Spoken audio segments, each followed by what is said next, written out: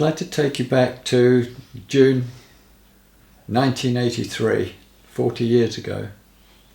Patricia and I had just got married, second marriage, and we were motoring around the Norfolk countryside, staying in Patricia's mother's bungalow while she looked after Mark and Neil, Patricia's two boys. We came across this oldie-worldy pub, and it looked nice and cosy, so we decided to stop for refreshments and something to eat. And we walked in through the door, and just the lady behind the bar, nobody else. So she gave us a menu, and we sat at a convenient table and ordered our food and drink. And I looked out of the window and saw a lovely blue sky, birds flying around and beautiful trees, and thought, what peace, this is idyllic, just what we needed after the hectic run up to the wedding. And then I looked at up to the end of the bar, and I saw a white, shimmering, egg-like orb,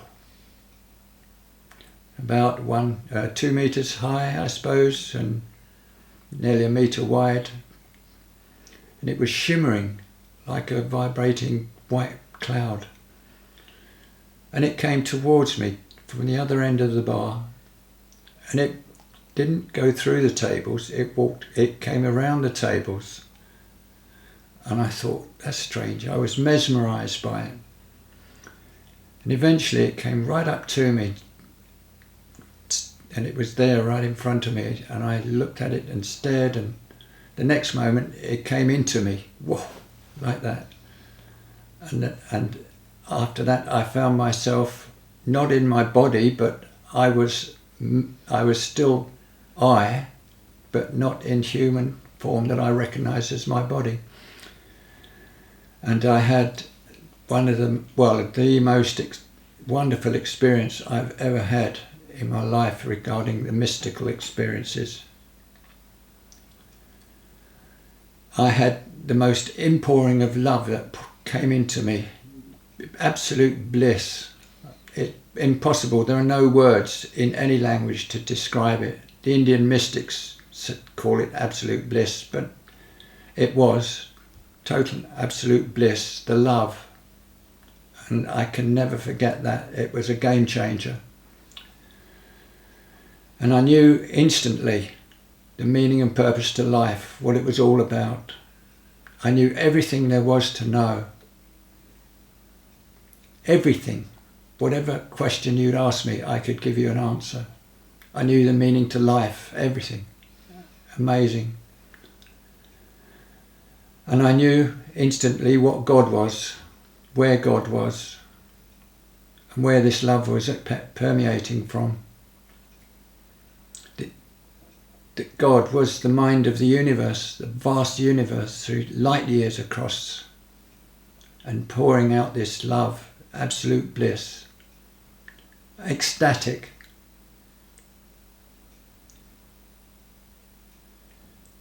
Never have I experienced anything like it since 40 years. I've come close to it, but not exactly like that. I loved God so much, I cannot tell you how much. Words don't describe it. And God loved me equally so. This life force that maintains the universe. This was my home. This is where I came from, and this is where I will return. And slowly I came back to self. All that, if you like, it vaporized, and I found myself sitting back in a chair, in the bar, in the restaurant. And it took me quite a few minutes to come back to myself. And Patricia looked at me and she said, "Are you all right? Honey, your shirt is soaking wet." And I felt my shirt just like that, and it was as if somebody had thrown water over me. And she said, "Your tears, you were crying. The tears were rolling out of your eyes." And I said, "I've just had the most amazing experience, but I don't know why." So I told her as best I could what had happened to me. I didn't know what it was. I didn't know why I'd had that, particularly in a pub,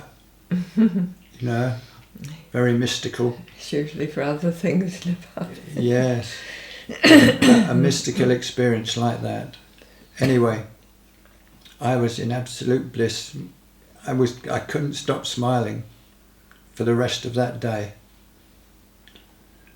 And it nearly brings tears to my eyes every time I think about it. Many years later, we were running our usual discussion group in our home here, and one of the ladies brought a book, and she said, "Brian, I think you ought to read this. You'll love it." And it was a book entitled 14 Lessons in Yogic Philosophy. And when I read the book, I came across page 54, and it talked about cosmic consciousness, or God consciousness, as it became known. And that I could have written that whole chapter. I literally cried as I read it, because that gave me the answers to what I'd experienced in that pub in Norfolk. It's like my mind merging with the mind of God, and everybody is capable of having that experience. Indian yogis experience it after many years of meditating, but I hadn't had many years of meditating, so I don't know why I experienced it, but I did. And this book explained it in great detail. And they referred to God's grace. Well, I didn't know what God's grace was, and I didn't know why I had God's grace, and I still haven't yet had an explanation for what is God's grace, but the experience changed my life forever. And I got books on yogic philosophy, mysticism, and many chapters mentioned the cosmic consciousness, or God consciousness as they referred to it. And a book by Maurice Buck, written in the early part of the 20th century, called Cosmic Consciousness, lists probably 100 names that he knows of that had the cosmic consciousness experience and what they experienced. And that was quite a comfort to me as well. And I can recommend that book, and 14 Lessons in Yogic Philosophy as well, for those who perhaps had the cosmic consciousness experience but don't know why, who thought they were